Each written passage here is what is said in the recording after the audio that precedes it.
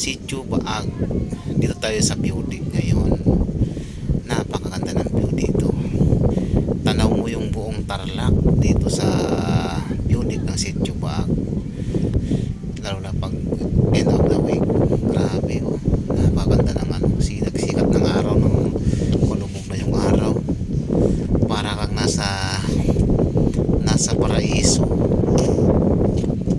Ang sarap magmasdan, nakaka-relax ng mata, nakaka-relax ng isip. Parang yung yung problema mo sa kapatagan, pag nandito ka sa kabundukan, parang relax yung isip.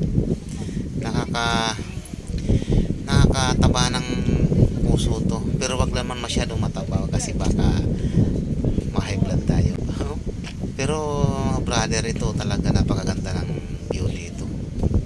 Sa mga gustong pumunta dito mga brother, ito, i-search nyo lang to, Sitio Baag, yung mga gustong pumunta dito. Sinisigurado ko sa inyo na mag-i-enjoy kayo dito. Hindi nyo pagsisisihan ang pagpunta nyo dito. Ayan, tingnan nyo naman oh. Yan, napakaganda ng view. Para pagpalubog na yung araw dito mga brother,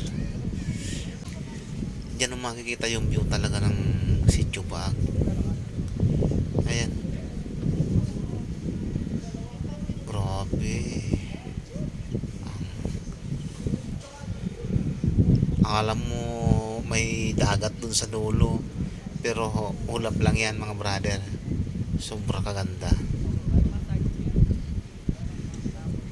Wow.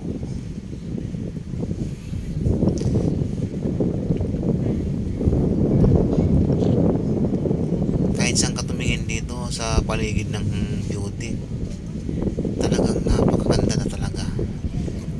Sobra. Ganitong oras na mag-aalahala sa is na mga mag-aalas na mga brother, pero talagang sobrang ganda ng view.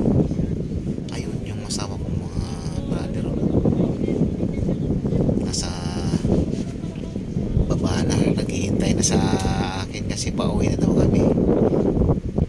Oras na daw kasi mag-aalas na kasi. Kaya lang ang sarap siguro tumambay dito kahit hanggang alas 7. Ito, wow,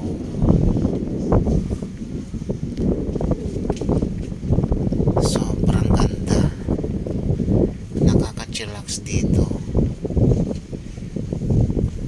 hindi nakakasawa yung view dito. Ayan, wow.